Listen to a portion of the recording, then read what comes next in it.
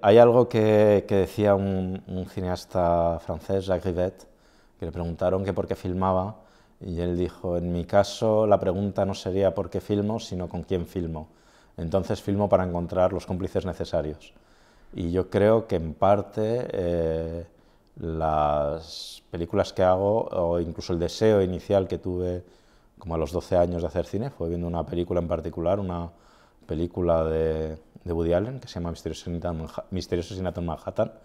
Y el recuerdo que yo tuve a los 12 años era de pronto pensar, este es un trabajo en el que la gente se lo pasa bien haciéndolo juntos.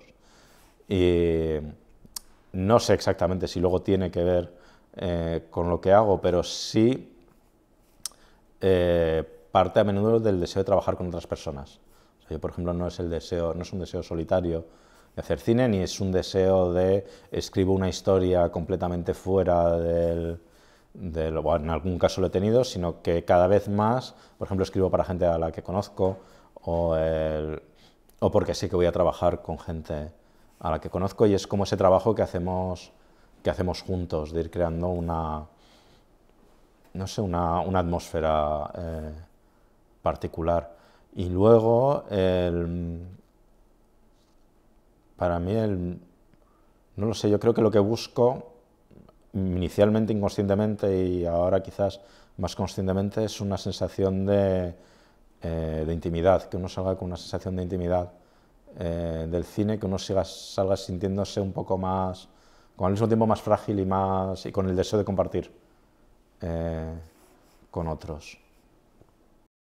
Las Tierras del Cielo una, es una película sobre qué nos pasa con las películas que vemos, sobre qué hacemos con ellas, sobre todo cuando las contamos, cómo nuestra historia se mezcla con aquello que hemos visto, cómo cuando las contamos o cuando los vemos, en el fondo es también parte de nuestra historia, sí, cómo se entremezcla con nuestras vidas. Es una película también sobre el deseo de compartir lo que vemos con otros. Yo creo que es básicamente eso, sobre el deseo de compartir con nosotros y al mismo tiempo de la brecha que siempre queda entre unos y otros, que no se acaba de compartir. Por otra parte, Las Tierras del Cielo también es, de otra manera, por así decirlo, es una película muy definida por su proceso de producción.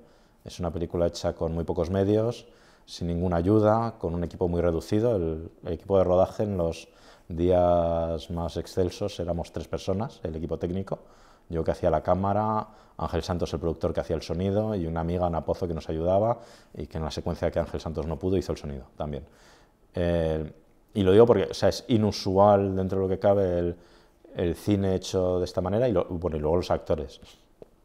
La clave de la película es que hay actrices con las que queríamos trabajar, pero es eso, es una película hecha con una gran libertad en ese sentido, de si yo estaba disponible, si las actrices, los actores estaban disponibles, si Ángel estaba disponible y el decorado también, podíamos rodar y no teníamos que pedirle nada a nadie. Podíamos rodar también de una manera relativamente ligera, que hacía que casi todo el tiempo de trabajo se lo estamos dedicando a los actores, no a la parafernalia que hay normalmente alrededor del cine. Y eso yo creo que ha acabado dando lugar a una película bastante...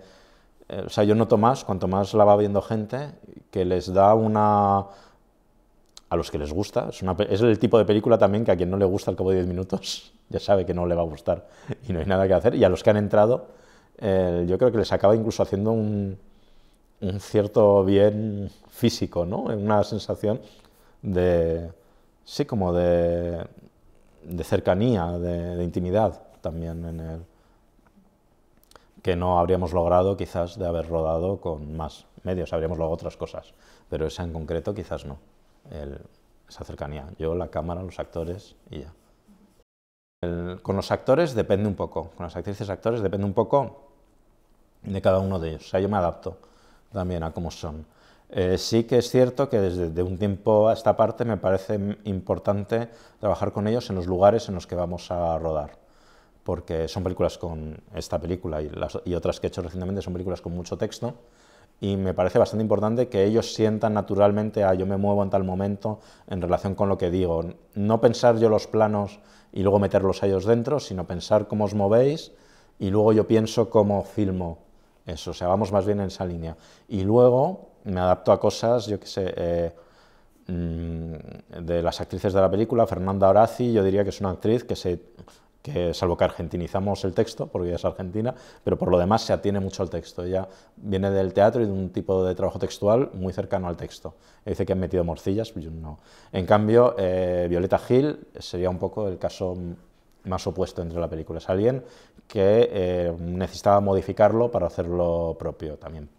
Es escritora, etcétera, pero él en parte, en parte antes, como más bien cortando cosas en realidad, y luego en el rodaje pues quizás era la menos precisa en decir el texto tal y como estaba escrito, porque necesitaba apropiárselo de esa manera. Con otras actrices, Paula Ruiz, que había trabajado poco en cine, fue trabajar los dos juntos para encontrar el tono del cine, que no era necesariamente uno al que estaba acostumbrada, y también había sido adaptar el texto a ella. En cambio, ella actúa con otra actriz, Lola Casamayor, que a las 3 lecturas ya lo tenía y no volvimos a... Por ejemplo, esa escena trabajé, y ella no se mueve, entonces esa escena la trabajé con Paula en el espacio y luego ya las juntamos para rodar. Bueno, el guión es... Los personajes, eso no lo he dicho, bueno, los personajes lo que hacen a lo largo de la película es contar una película que no vemos y que no existe. De hecho, es una película japonesa, está inspirada en una película que sí existe, está muy levemente inspirada en una película que sí existe, que es Madre, de Mikio Naruse, una película japonesa de principios de los años 50, pero digamos que en realidad a partir de un detalle de ahí empecé escribiendo sobre el sombrerito, como estos sombreros de ir a la piscina o algo así, que lleva un personaje que es panadero, y al principio lo que me interesaba era hablar del sombrero, pero luego desapareció el sombrero y se quedó el panadero se convirtió en poeta, etcétera, etcétera.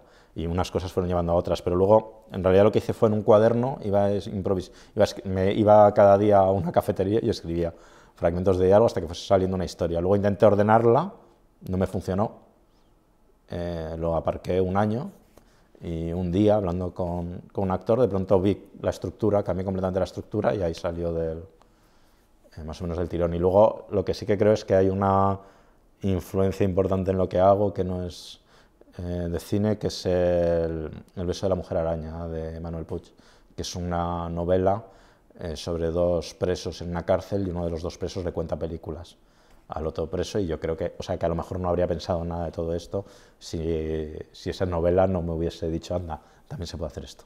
Y las películas también existen así, existen a través de la palabra y de la reinvención. Eso es una novela muy bonita porque, por ejemplo, empieza contando el principio de la mujer pantera de Jacques Tourneur, pero por ejemplo, que recuerdo dice que los ojos son verdes, cuando es una película en blanco y negro, y en realidad luego te fijas y lo que cuenta no es exactamente lo que cuenta. O sea, ya desde ahí, y luego él va contando películas cada vez más ficticias, cada vez la siguiente es una mezcla de 2 películas que existen y así se va convirtiendo en...